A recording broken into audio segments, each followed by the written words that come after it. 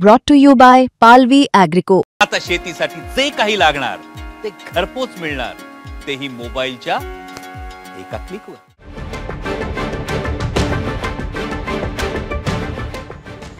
नगर परिषद नगरपंचायत निवडणुकीदरम्यान नागपूर ग्रामीण काँग्रेसमधील अंतर्गत गटबाजी चव्हाट्यावर आली आहे।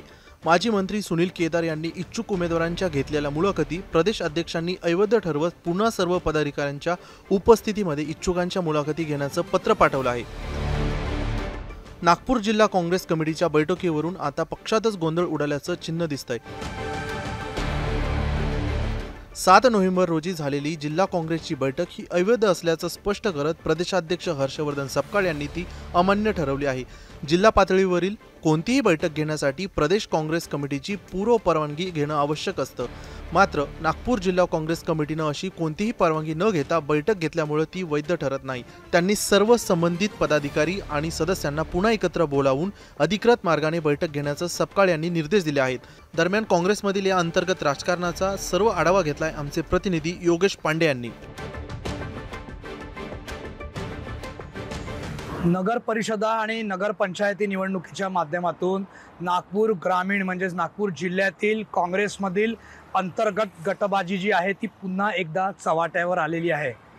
त्याचं कारण म्हणजे असं की 7 नोव्हेंबर रोजी काँग्रेसचे माजी मंत्री सुनील केदार यांनी नागपूर ग्रामीण काँग्रेस कमिटीच्या कार्यालयामध्ये नगरपंचायत आणि नगर परिषदांमधल्या निवडणूक लढू इच्छिणाऱ्या उमेदवारांची एक बैठक जी आहे ती बोलवलेली होती।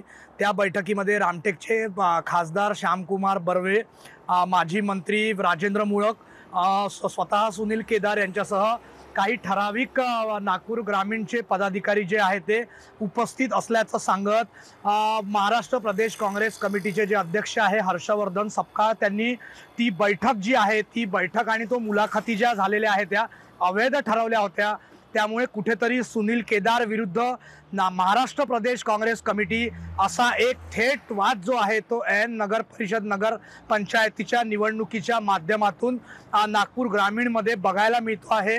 7 नोव्हेंबर रोजी सुनील केदार यांनी ज्या पदाधिकाऱ्यांच्या इच्छुकांच्या मुलाखती घेतल्या होत्या, जी बैठक आयोजित केली होती, ती बैठकच अवैध असल्याचं सांगत ती रद्द करण्यात आलेली होती। काल म्हणजेच 11 नोव्हेंबर रोजी ॲडव्होकेट गणेश पाटील जे वरिष्ठ उपाध्यक्ष आहे महाराष्ट्र प्रदेश काँग्रेस कमिटीचे, त्यांनी एक पत्र अश्विन बैस जे नागपूर ग्रामीणचे नवनियुक्त जिल्हा अध्यक्ष आहे त्यांच्या नावाने काढलेलं आहे। त्यामध्ये त्यांनी असा उल्लेख केलेला आहे की आज राज्यामधल्या सर्व नगर परिषदा आणि नगरपंचायतींच्या इच्छुकांच्या उमेदवारीचा जो काही अहवाल आहे तो सर्व जिल्हा काँग्रेस कमिट्यांना जो आहे तो त्या प्रदेश बैठकीमध्ये ठेवायचा आहे, परंतु नागपूर ग्रामीणची अजूनपर्यंत बैठक झालेली नाही। त्यामुळे आजच्या आज म्हणजेच 12 तारखेला ती बैठक करून त्या बैठकीचा इच्छुकांच्या ज्या उमेदवारांची नावं आहे तो अहवाल आहे तो 13 तारीख म्हणजेच उद्याला दुपारी 12:30 वाजता मुंबईमध्ये घेऊन स्वतः अहवाल घेऊन जिल्हाध्यक्षांना आणि इतर पदाधिकाऱ्यांना मुंबईला बोलवलेलं आहे। परंतु एक बाब मात्र नक्की आहे की कुठेतरी नागपुरातील ग्रामीण भागामधल्या या अत्यंत महत्त्वाच्या अशा निवडणुका आहेत ज्यामध्ये नागपूर शहराचा विचार केला तर 15 नगर परिषदा आणि 12 नगरपंचायत या ठिकाणी 2 नोव्हेंबर रोजी मतदान होणार आहे। त्यापूर्वी उमेदवारांची नावं निश्चित करण्यासाठी सर्वच पक्ष आपापल्या दृष्टीने तयारी करतायत, परंतु नागपूर ग्रामीणमध्ये काँग्रेसमधला अंतर्गत वाद या निवडणुकीच्या माध्यमातून नक्कीच पुढे आलेला आहे। कारण सुनील केदार यांनी घेतलेली जी बैठक होती, ज्या मुलाखती होत्या, त्या महाराष्ट्र प्रदेश काँग्रेस कमिटीचे जे अध्यक्ष आहेत हर्षवर्धन सपकाळ त्यांनी अवैध ठरवत सुनील केदार यांना बैठक घेण्याचा कोणताही अधिकार नसल्याचं म्हटलं होतं। तसेच साधारणतः काँग्रेसमध्ये असं असतं की ज्यावेळी शहर ग्रामीण आणि पातळीवर संघटनात्मक दृष्टीने कुठल्याही बैठका घ्यायच्या आहेत तर त्या बैठकांसंदर्भात नागपूर महाराष्ट्र काँग्रेस कमिटीला कळवणं आणि त्यांची अनुमती घेणं हे अनिवार्य असतं। मात्र 7 नोव्हेंबर रोजी सुनील केदार यांनी जी बैठक आयोजित केली होती, ज्या इच्छुक उमेदवारांच्या या निवडणुकीच्या निमित्ताने मुलाखती आयोजित केल्या होत्या, त्या अवैध असल्याचं म्हणत त्यांना ते कोणताही अधिकार नसताना सुद्धा त्यांनी त्या मुलाखती घेतल्या होत्या।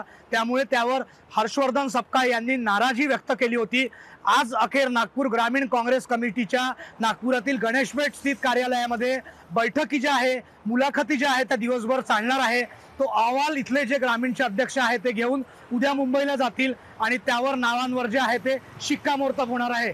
परंतु एक गोष्ट मात्र नक्की आहे की ऐन नगर परिषद आणि नगरपालिका नगरपंचायतीच्या निवडणुकीच्या पहिले नागपूर ग्रामीण मधील काँग्रेसची अंतर्गत गटबाजी चव्हाट्यावर आलेली आहे। योगेश पांडे, नागपूर, मुंबई तक।